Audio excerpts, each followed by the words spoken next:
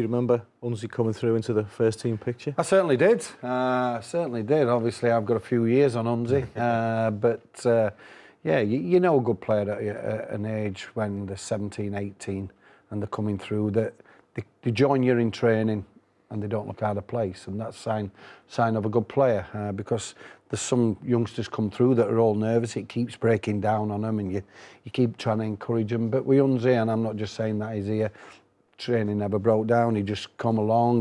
We accepted him, knew he was a good player, and he turned out to be a good player. So that's enough said about him. Anyway. I'm not saying anymore. Good player. He was a good player. Was it a good dressing room for a young player to go into with Snods and the likes? It was a bit scary at first, I have to say. when you're 17, 18, and you've got massive personalities, you know, in the squad. Dave Watson, Kevin Ratcliffe, Snods. You know, it's a little bit daunting at first. But very quickly you find your way and you find your place, and you know, for me, Snods was really helpful in the start of my career. You know, he was very complimentary. You know, telling you little tips, and I used to think his crossing, his first time crossing, was unbelievable. When the ball was laid back to him, he'd come onto it, and there were, you know, it was a good team that we had at the time. It was a good team, and then it splits up like most teams do. But yeah, the early years that I spent with Snods were really good, and you know, it was a proper team with a proper spirit at that time. Just want to mention that famous Wimbledon game, Snods, when Unsy was in the side at the age of 20. That must have been a daunting experience for a young man, because Everton's Premier League survival was on the line. Did you play that day? No, saying that because Diamond just says he was the only one that played that day. I got man of the match. Did you? Day, well, he said he got man of the match. He kept Everton up. He only had 2 kicks. And one was a penalty. And he said we wouldn't be in a job if it weren't for him. So, but no, him and John Ebrell, same age. So I was quite nervous on that day. All at Everton were as a club, the fans, the players. So what it was like for a 19-year-old lad, 20-year-old lad playing in a game like that against Wimbledon, knowing that you've got to win the game, going 2-0 down, and I'm thinking, well, we hadn't been there. I'd been there in my career playing for Doncaster and fighting relegation, but not a club like Everton. Surely a club like Everton can't go down. So the pressure were on us big time. So I couldn't imagine what it was like for him and John Ebrell. When we got that penalty before half-time, obviously Snods wasn't in contention to take it, but were you?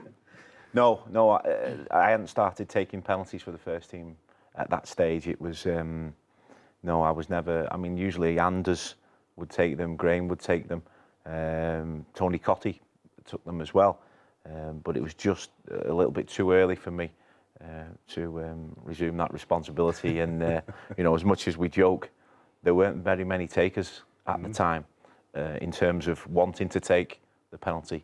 And Graham stepped up, and you know, that goal gave us a lifeline just before half time. So it was a massive moment. Unsy, have you ever watched the game back? I've not. No, I have. I've watched it a couple of times, not just for the importance of the game and the goals, but generally the game were awful. It really was, and you're thinking, no wonder we were struggling down Too much there. tension, probably. There was, and the pitch didn't help. That was bobbly, and but I've watched it a couple of times. And I'm thinking there weren't much quality, but you didn't need quality on a day like that. The most important, like an FA Cup tie, you just know you've got to win. No matter how you play, you've just got to win the game. And I know the main thing I can recall is the scenes afterwards. They were incredible, weren't they? The people running on the pitch and grabbing you. And I remember we were 2-0 down, and I don't know whether you remember, Snods, Dean Holdsworth missed a header. That's right, he did, yeah. A free header from the middle of the 6-yard box to make it 3. From that goal kick, we've gone up the other end, and Anders has won that penalty for us. So you know, goodness, what your thoughts if that would have gone in? You know, it would have been, probably an impossible way back for us. But from that missed opportunity from Holdsworth, we go and get a penalty, and and the quality was poor. The pitch was poor, wasn't it? Really bobbly, sandy pitch in those days, and it was none of the luscious green grass that the lads get at the end of May now. Had we ever seen Barry Oney to bowl like that in training? Never. I've never seen him score a goal. Never seen him really have a shot, Snods. No. Thank goodness for Barry Horn and Graham Stewart then. Well, so he says, but... And then 12 months later, the FA Cup final at Wembley. What a contrasting 12 months for a young footballer. Yeah, Yeah, you know, one of the best days of my life, Daz, really was. It was a fantastic day, great cup run, and Joe came in with Willie Donaghy, and he basically pressed the switch overnight, and we just transformed into a team that, you know, couldn't stop winning. We just went on this march, we went on this run, and we're just unstoppable, really. And it was all because of a manager. Did it break your heart to leave Everton, although you enjoyed West Ham? Yeah, it did. It did. I have to say that it's happened a couple of times, and it wasn't easy at all. And I think when you come up through the ranks and you know the people inside out, you know the staff inside out, you experience days like this with the supporters and your family. To then be told, you know, you probably aren't going to play. And I've always been a player who wants to play, and that's always been important. I could never really sit on the bench.